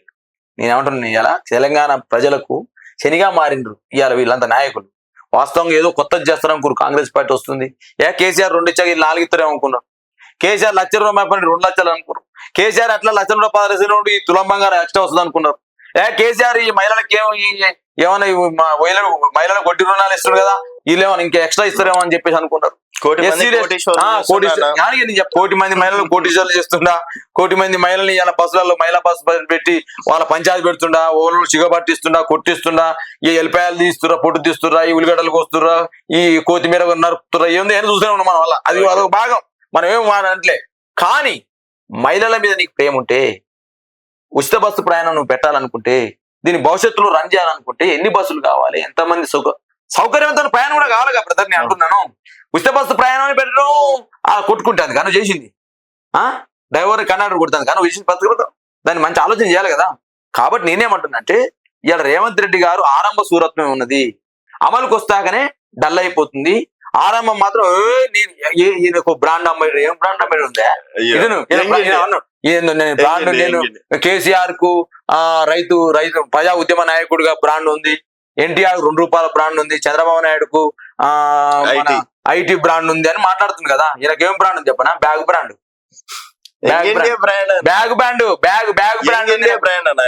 అని చెప్పనా. అప్పుడేమో మా ఎమ్మెల్యేలు కొంతమంది బ్యాగులు మోసిండు, ఇప్పుడేమో ఈ ఎమ్మెల్యేలు ప్రభుత్వాన్ని నిలుపుకోవాలంటే ఏం చేయాలి? ఇక్కడ నిలపాల్సిన అవసరం, బ్యాగులు ఇక్కడ పట్టుకోవాల్సి ఇప్పుడు మోయాల్సిన అవసరం లేదు. ఢిల్లీకి మోస్తుండే బ్యాగులు 42 సార్లు మోసినాడు, బ్యాగులు రోజు మోసుడే 42 సార్లు మోసుడు, విమానం దిగుడు బ్యాగు మోసుడు, పోడు సోనియా గాంధీ ఇంట్లో పెట్టొచ్చుడు. ఈయనకు బ్రాండ్ యంగ్ ఇండియా బ్రాండ్ కాదు, బ్యాగు బ్రాండ్ కాదన్నా. సరే మరి మీ అధినేత పైన ఒక కార్పొరేషన్ చైర్మన్ గానే మీరు ఇంత ప్రేమ చూపిస్తున్నారు, ఏం ప్రేమ? కేసీఆర్ గారి పైన. మరి 10 మంది ఎమ్మెల్యేలు కేసీఆర్ కడవ మీద గెలిచి ఇవాళ కాంగ్రెస్ పార్టీలోకి వెళ్ళిపోవడం అనేది జరిగింది. అండ్ మీ కొత్త ప్రభాకర్ రెడ్డి గారు లేదు ప్రభుత్వం పడిపోతుంది, రియల్టర్లు వాళ్ళే ప్లాన్ వేస్తున్నారు అది ఇదని, సో అటు బీజేపీ తోటి చేసి ప్రభుత్వాన్ని రన్ చేయకుండా చేస్తున్నారు. ఏందన్నా మరి ఇంత అన్యాయమా? ఇంత ఘోరం ఉండద్దన్నా. నేను ఏమంటున్నా బ్రదర్ రాజు, మేము ప్రభుత్వాన్ని 5 ఏళ్ళు ఉండాలని మేము కోరుకుంటున్నాం. రేవంత్ రెడ్డి ముఖ్యమంత్రి ఉంటే ఇంకా మంచిది మాకు. ఎందుకంటే ఈయన తుగ్లక్ నిర్ణయాలు రేపు మా పార్టీకి వరాలవుతాయి. ఈయన తుగ్లక్ నిర్ణయాలు మా పార్టీకి వరాలవుతాయి. ఎంత మంది పోయినా పోమని చెప్తాను. హలో, తెలంగాణ వెలుగు ద్వారా రాజు ద్వారా మీరు రిక్వెస్ట్ చేస్తా ఉన్నా, ఎంత మంది పోదలుచుకున్నా అంత మంది పోండి. మేము అప్పుడు 16 నెలలకు ముందు ఇదే చెప్పినా, ఇది అడుగు చెప్తున్నా నేను. కేసీఆర్ నాయకత్వం 65 లక్షల మంది సభ్యులతోటి బీఆర్ఎస్ పార్టీ ఉద్యమ పార్టీగా ఇవాళ ప్రజలలో బలంగా ఉంది. ఇవాళ ఈ 16 నెలలుగా కృష్ణా వాటర్ కోసం కొట్లాడింది మేమే, గోదావరి జలాల కోసం కొట్లాడింది మేమే, పంటలు ఎండిపోతుంటే కొట్లాడింది మేమే, రైతులు ఆత్మహత్యలు చేసుకుంటే భరోసానివ్వడం కోసం రైతు కమిటీని వేసి రాతోడు బాపురావు అనేటువంటి రైతు 2 లక్షల రుణమాఫీ కాలేదని బ్యాంకులో ఆత్మహత్య చేసుకుంటే ఆదిలాబాద్ వెళ్ళి వాళ్ళకు భరోసా ఇచ్చి ₹1,00,000 చెక్ ఇచ్చింది బీఆర్ఎస్ పార్టీ నాయకత్వం. హాస్టల్లో విద్యార్థులు విషాహారం తిని ఏదైతే వీళ్ళు సరిగ్గా అన్నం పెట్టక వాంతులు విరేచనాలై చనిపోతా ఉంటే హాస్టల్ కమిటీని వేసిపోయి హాస్టల్లో విద్యార్థులకు భరోసా ఇచ్చింది బీఆర్ఎస్ పార్టీ. ఇవాళ రైతులకు అన్ని వర్గాల ప్రజలకు హైడ్రా పేరుతోటి విధ్వంసం చేస్తా ఉంటే, హైడ్రా పేరుతోటి హైదరాబాద్ విధ్వంసం చేస్తా ఉంటే, హైదరాబాద్ బ్రాండ్ ఇమేజ్ ని నేలకు తాకిస్తా ఉంటే, హైదరాబాద్ బ్రాండ్ ఇమేజ్ ని కాపాడడం కోసం మా కేటీఆర్ గారు ఇలా హైదరాబాద్ లో ఉన్న పేద గుడిసెలకు వెళ్ళి మేము ఉన్నాం అని చెప్పేసి భరోసా సెంటర్ ను భారత రాష్ట్ర సమితి కేంద్ర కార్యాలయంలో పెట్టి భరోసానిచ్చింది బీఆర్ఎస్ పార్టీ. ఇలా మూసి పునర్జీవం పేరుతోటి 50,000 కోట్లు అన్నారు, 1,00,000 కోట్లు అన్నారు, 1,00,000 కోట్లు అన్నారు. దాని పేరుతోటి మళ్ళా రామన్నపేటలో సిమెంట్ కంపెనీ పేరుతోటి విధ్వంసం చేస్తా ఉంటే, అదేవిధంగా గిరిజనుల యొక్క భూముల మీద లగిచర్లలో యుద్ధం చేస్తానంటే ఈ ప్రభుత్వం ఆ గిరిజన రైతాంగానికి మేము అండగా ఉంటామని చెప్పేసి లంబాడ బిడ్డలకు, లంబాడ రైతులకు, గిరిజన రైతులకు అండగా ఉన్నది బీఆర్ఎస్ పార్టీ నాయకత్వం. ఆ రోజు అన్నారు ఇక లంబాడ రైతుల కోసం కొట్లాడుతున్న కేటీఆర్ కాబట్టి ఈ F1 ఫార్ములా రేసునో ఈ రేసునో ఆ రేసునో తీసుకొచ్చి లోపలేద్దాం, ఎందుకంటే గిరిజనుల కోసం కొట్లాడుతుంది కాబట్టి దాన్ని ఇది మళ్ళీ ఇద్దామని చూసిండు. కానీ చట్టాలు కోట్లు ఇటు బ్రదర్, రైతుల కోసమే కొట్లాడితే, గిరిజన రైతాంగం కోసమే మేము కొట్లాడితే, పేద ప్రజల కోసం మేము కొట్లాడితే, ఈ యొక్క సంక్షేమ పథకాలు అమలు కావాలని కొట్లాడితే జైలు వేస్తానంటే ఆనందంగా మా పార్టీ వర్క్ జైలుకు పోవడానికి సిద్ధము. సార్ 60,000 ఉద్యోగాలు కేసీఆర్ 10 సంవత్సరాల్లో 1,00,000 ఉద్యోగాలు ఇవ్వలేదు, 16 నెలల్లో 60,000 ఉద్యోగాలు ఇచ్చిన చరిత్ర కాంగ్రెస్ పార్టీ రేవంత్ రెడ్డి. ఆయన మంత్రదండం ఉన్నట్టుంది రేవంత్ రెడ్డి దగ్గర, మంత్రదండం ఉంది. ఇంక 5 ఏళ్ళు ఈయన పట్టుకుంటే బ్రహ్మాండం 60 లక్షల ఉద్యోగాలు, మళ్ళీ త్వరలో 60 లక్షల ఉద్యోగాలు కూడా ఇస్తారు. ఈ స్వతంత్రం వచ్చిన కాంచి ఈ రాష్ట్రంలో ఉన్న ఉద్యోగాల సంఖ్య 3 లక్షల పైచిలకే బ్రదర్. మొత్తం కదా 4 లక్షల ఉద్యోగాలు ఈ రాష్ట్రంలో. ఇప్పుడు ఈ 5 ఏళ్ళు నేను వస్తే 60 లక్షల ఉద్యోగాలు కూడా ఇస్తాడు నాకు తెలిసి. నేను అంటున్నా బ్రదర్, నేను ఏమంటున్నా అంటే ఇవాళ 100% నేను అడుగుతున్నా. నేను ఈ 16 నెలల్లో నువ్వు వచ్చింది ఎప్పుడు, నోటిఫికేషన్లు ఇచ్చింది ఎప్పుడు, ఆర్థిక శాఖ క్లియరెన్స్ ఇచ్చింది ఎప్పుడు, నువ్వు ఎప్పుడు రిజల్ట్ ఇచ్చింది ఎప్పుడు, ఉద్యోగ నియామక పత్రాలు ఇచ్చింది ఎప్పుడు?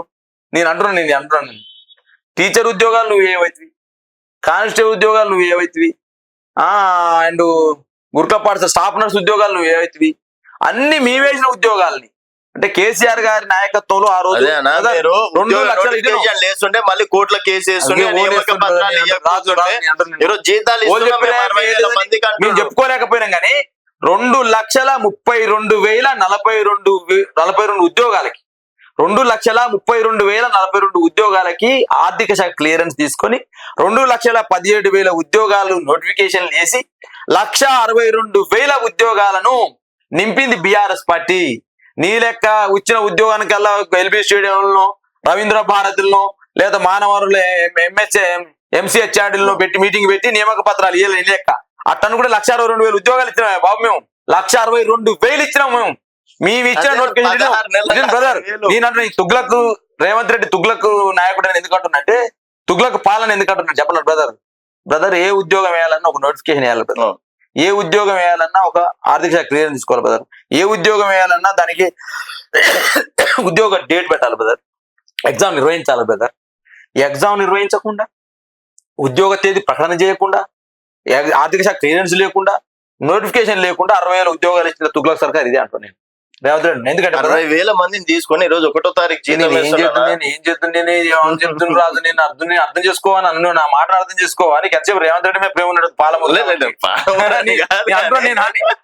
ఉద్యోగాలు ఎట్టిచ్చిండు అంటున్నా నేను. 60,000 ఉద్యోగాలు ఇచ్చిండని ఎట్టిచ్చినావు, ఎవరు ఎప్పుడు ఇచ్చినావు నువ్వు? నేను చెప్పడం కాదు, ఆయన అంటున్నాడు ఎడ్డింగ్ కోసమే గ్రూప్ 1 అప్రిషియేట్ చేయండి. గ్రూప్ 1 ఓలేసిరా, మేము గ్రూప్ 2 సంబంధించి ఇటు మేము వేసిన ఉద్యోగాలు నువ్వు కొత్త పేపర్ లీక్ పక్కన ఓకే. నువ్వు వచ్చిన తర్వాతకి వేసిన నోటిఫికేషన్ ఇది నోటిఫికేషన్ వేసిన గ్రూప్ 1 వేసిండు, నోటిఫికేషన్ వేయలే, నోటిఫికేషన్ మేము వేసిన రివైజ్ చేసిండు. అదే మేము ఆ రోజు 1000 వేస్తే 58 కలిపిండు, 500 వేస్తే 60 కలిపిండు.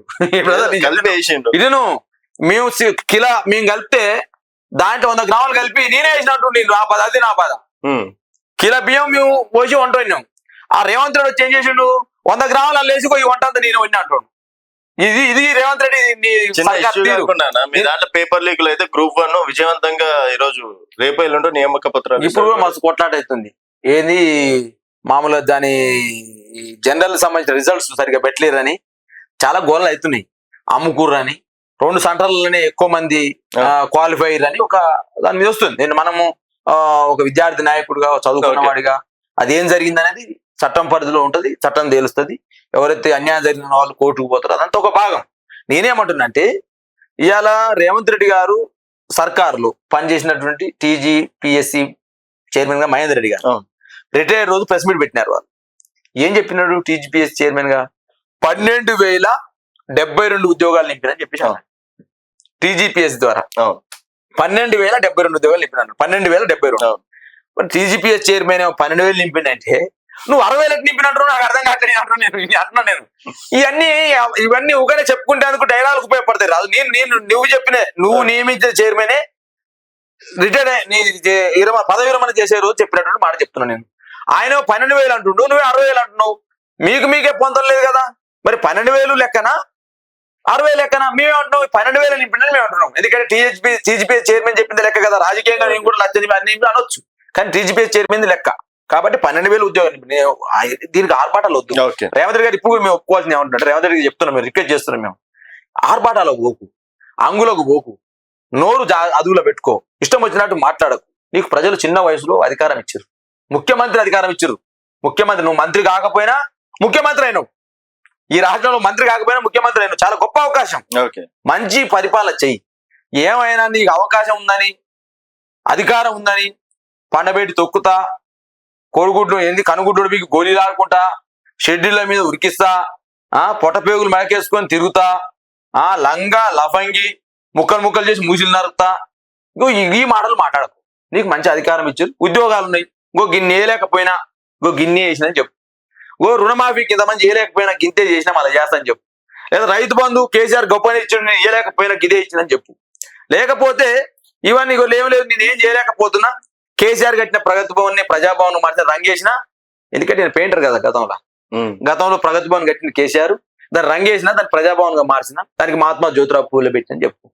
అయ్యో గప్పుడు కేసీఆర్ 500 కోట్లు కట్టిండు, 600 కోట్లు కట్టిండు, ఖర్చు చేసిండు, సెక్రటరీ కట్టిండని తిట్టినా తప్పైంది, చంపలు వేసుకుంటున్నా, అదే సెక్రటరీలో నీ పరిపాలన చేస్తున్నాను చెప్పు. నీ అంటున్నా కేసీఆర్ ఏమన్నాడు? కేసీఆర్ ప్రజాదాన్ని వృధా చేస్తాడా, 600 కోట్లు అయితాయా, 700 కోట్లు అయితాయా, సెక్రటరీ ఇట్ట కడతాడా అట్ట కడతాడా అన్నాడు. హనుమంతరావు అయితే ఈడ కట్టే కట్టదు, పరేడ్ గౌండ్ కట్టదు, ఈడ కట్టద్దని ఆయన గోల చేసి హనుమంతరావు గారు. నేను రేవంత్ రెడ్డి చెప్తా ఉన్నాను, చెంపలు వేసుకో. ఆ రోజు తప్పు మాట్లాడినా మంచి అద్భుతమైన సెక్రటరీ కట్టిండు కేసీఆర్. మరి ప్రజాపాలన ఎవరు? ప్రజల పరిధితో కట్టిండు కేసీఆర్ కూడా. ఆ రోజు ఒక మాట మాట్లాడి ఈ రోజు మంచిగా అలానే సెక్రటరీ పరిపాలన చేస్తున్నావు. నీ మంత్రులనే ఉన్నారు. ఆఖరి నీ మీనాక్షి నటరాజన్ కూడా ఆఖరికి చూసిపోతుంది మంచి అద్భుతంగా సెక్రటరీ కట్టిండు. ఈయన ఏం చేస్తాడంటే మేము కట్టినటువంటి సెక్రటరీని అప్పుడు ప్రతిపక్షంలో ఆస్వాదించుండు, అలానే పరిపాలన చేస్తుండు. మేము కట్టినటువంటి ఈ ఏదైతే తెలంగాణ తల్లి విగ్రహం పెడదాం అనుకుంటే ఆ తెలంగాణ తల్లి విగ్రహం చేసి రాజీవ్ గాంధీ విగ్రహం పెట్టాడు. ఈయన వచ్చిన మార్పులు బ్రదర్ నేను చెప్తున్నా, తెలంగాణ తల్లి రూపంలో మార్పు వచ్చింది, తెలంగాణ స్తూపంలో మార్పు వస్తుంది, తెలంగాణ చిహ్నంలో మార్పు వస్తుంది. తెలంగాణ కేసీఆర్ నాయకత్వంలో వచ్చిన ప్రగతి భవన్ కు రంగేసి ప్రజాభవన్ లో రంగుల మార్పులు అంటే గీయ రంగుల మార్పులే ప్రజాపాలన. తెలంగాణలో ప్రజాపాలన అంటే తెలంగాణ తల్లి విగ్రహం తీసి రాజీవ్ గాంధీ విగ్రహం పెట్టడం గింతే.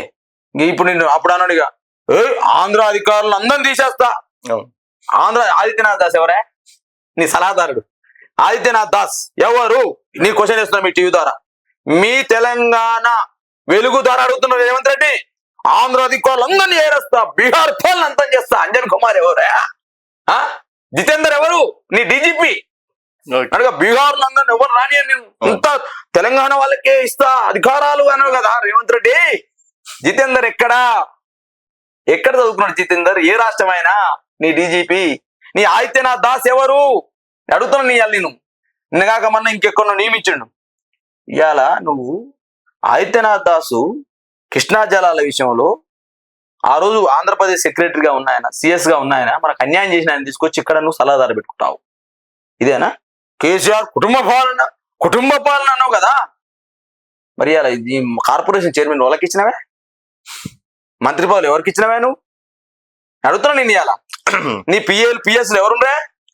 నీ సిఎస్ ఎవరుండ్రా అడుగుతున్నా. ఏమంటారా నీ కడుపు మంది అడుగుతున్నా. నేను ఇవాళ నేను కేసీఆర్ అప్పులు చేసిండు 1,58,000 కోట్లు చేసినవే అప్పు 16 నెలల్లో. ఇది నీ పిత్తి సాలకుండా మిత్తి లేదు సుత్తి చెప్పగాను. ఎవరికైనా ఇటు నువ్వు తండ్రి ఒక కుటుంబాన్ని చూసుకుంటే తండ్రి ఆస్తులు ఇచ్చినప్పుడు అప్పులు కూడా పడతాయి. రాష్ట్రం మనది ఏర్పడ్డప్పుడు 72,000 కోట్ల అప్పు ఉంది మనకి. ఇక్కడ మిగులు బడ్జెట్ 72,000 కోట్ల అప్పు ఉంది. 72,000 కోట్ల అప్పు ఉన్నప్పుడు దాన్ని మిత్తి కట్టాల్సింది ఎవరైనా. 4.5 లక్షల కోట్ల అప్పు ఉందని నేను చెప్తలే. చౌదరి ఆర్థిక శాఖ సహాయ మంత్రి కేంద్రంలో మన ప్రకటించిన పార్లమెంట్ 4,23,000 కోట్లని. 7 లక్షలైంది 8 లక్షలైందని చెప్పేసి కార్పొరేషన్ అప్పులు, గ్యారెంటీ అప్పులు తీసుకొచ్చి కేసీఆర్ బదనం చేయడం కోసం. మరి నువ్వు కూడా చేసినావు అప్పులు 1,58,000 కోట్లు చేసినావు. ఎందుకు కోసం చేసినావు? రుణమాఫీ ఇస్తాను చేసినావా? రైతు బంధు ఇస్తాను చేసినావా? కరెంటు ఇస్తాను చేసినావా? ఎందుకు చేసినావు చెప్పవు? ఏం చేయాలి 1,58,000 కోట్లు? ఎవరి కాంట్రాక్ట్లకు ఇస్తాను చేసినావు? ఏంది నువ్వు చేసేది అంటున్నాను. మూసీ పునర్జీవం పేరుతో విధ్వంసం, హైడ్రా పేరుతో విధ్వంసం, హెచ్యూ భూముల పేరుతో విధ్వంసం. ఈ ధ్వంసాలేనా? ధ్వంసం చేయడం కోసం వచ్చినటువంటి రేవంత్ రెడ్డి గారు ఈయన గొప్పగా మాట్లాడుతుండు. నేను అంటున్నాను బ్రదర్, నేను అంటున్నాను ఎందుకు కేసీఆర్ తిట్టుడేనా? నేను అంటున్నాను ఓకే కేసీఆర్ తిట్టుడేనా నీ పని? నీ ధ్వంసం అంత ఇదేనా? కాబట్టి ఇది కాదు కదా కావాల్సింది. నీకు నీ మంత్రివర్గం విస్తరణ చేసి చేతగానే నీకు 16 నెలలు అయింది. అప్పుడు అన్నోగా కేసీఆర్ని 3 నెలలు మేము వేయకపోతే అప్పుడు 2వ గవర్నమెంట్ వచ్చింది మాకు. ఎవరికి ఏం మంత్రివర్గం ఇవ్వాలి, ఎట్లా తీసుకోవాలి? కొత్త వాళ్ళు చేయలేరు మన దాంట్లో. 88 మంది గెలిచినాం. ఎవరికి 2 నెలలు 3 నెలలు ఆగితే కేసీఆర్ మంత్రివర్గం ఇస్తాను చేయడానికి ఊరినావు కదా. 16 నెలలు అవుతుందా మంత్రివర్గం ఇస్తానో లేదు. ఇంకో పెద్ద మాట మాట్లాడు. 6 గ్యారెంటీలు ఇచ్చినా 7వ గ్యారెంటీ సామాజిక న్యాయం అన్నాడు, 7వ గ్యారెంటీ ప్రజాపాలన అన్నాడు, ప్రజాస్వామ్యాన్ని రక్షించేది అన్నాడు. మరి ప్రజాపాలన అంటే సామాజిక న్యాయం అంటే బ్రదర్, మున్నూరు కాపులు మంత్రివర్గం లేకపోవడం సామాజిక న్యాయం, యాదవ కుర్మ సోదరులు మంత్రివర్గం లేకపోవడం సామాజిక న్యాయమా, లంబాడీలు మంత్రివర్గం లేకపోవడం సామాజిక న్యాయమా, ముదిరాజులు మంత్రివర్గం లేకపోవడం సామాజిక న్యాయమా, మైనార్టీలు మంత్రివర్గం లేకపోవడం సామాజిక న్యాయమా? నేను అడుగుతున్నా బ్రదర్, నేను అడుగుతున్నా. నేను ఇవ్వాలని మీ టీవీ ద్వారా అడుగుతున్నా, తెలంగాణ వెలుగు ద్వారా అడుగుతున్నా. నేను సామాజిక న్యాయం 7వ గ్యారెంటీ పెద్ద డైలాగులు, భారీ డైలాగులు, కాంగ్రెస్ పార్టీ డైలాగులు. ఏం డైలాగులు నాయన?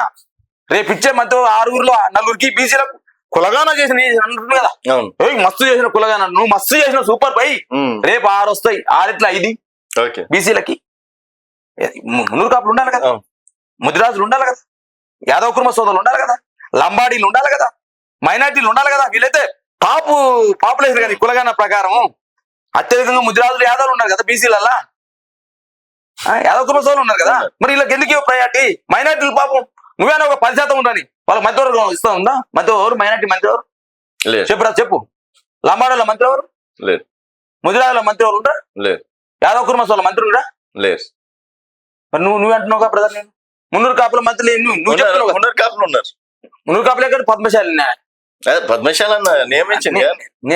నేను ఒకరు కొండ సూర్య కనబడుకుని ఆ ఇద్దరికి వేసిన కోటాల మురళి మున్నూరు కాపుకొని పద్మశాలి కాదు. నేను అంటున్నా అంటే బ్రదర్, నేనేమంటున్నా ఆపు 6 ఇస్తున్నావు కదా, 6 5 బీసీలకి. అప్పుడు నేను ఒప్పుకుంటా, అమ్మ రేవంత్ రెడ్డి ఉన్నది చేశారా భయ్, 6 మంది పనులు బీసీలకి ఇచ్చిందని. ఓకే. సో వాళ్ళు త్వరలో మంత్రివర్గం కూడా వేస్తారు. అప్పుడు చూద్దాం. అంటే ఎన్నిసార్లు పోతారు ఢిల్లీకి? ఎన్నిసార్లు పోతారు ఢిల్లీకి? సార్లు ఎన్నిసార్లు పోవాలా ఢిల్లీకి? పోయినప్పుడు ఢిల్లీకి పోతారు, ప్రెస్ మీట్ పెడతారు. మంత్రివర్గంపై సమాచారం సేకరించిన అధిష్టానం అని మహేష్ గౌడ్ వచ్చి ప్రెస్ మీట్ పెడతారు. ఇటు 3 లిస్టులు ఇస్తున్నాడ, ఇటు 3 లిస్టులు జగన్ రెడ్డి ఓ లిస్టు, మహేష్ కుమార్ గౌడ్ ఓ list, Revanth Reddy list, MLC list కూడా 3 ఇస్తే ఒక లిస్ట్ ఎక్కడి నుంచి వచ్చి అర్థం కాదు వాళ్ళకు, విజయశాంతి వచ్చి అర్థం కాదు వాళ్ళకి. అది వాళ్ళ కన్ఫ్యూజన్ లో కాంగ్రెస్ పార్టీ. అదే అన్న, వాళ్ళ ఫ్యామిలీది వాళ్ళ ఇష్టం. చూద్దాం తర్వాత మీ సభ సక్సెస్ఫుల్ గా కావాలని కోరుకుంటున్నా. థ్యాంక్ యూ అన్న, thank you so much. Thank you. So ఇది దూదిమెట్ల బాలరాజ్ యాదవ్ గారితో స్పెషల్ చిట్ చాట్. మరొక గెస్ట్ తో మళ్ళీ కలుద్దాం. చూస్తూనే ఉండండి తెలంగాణ.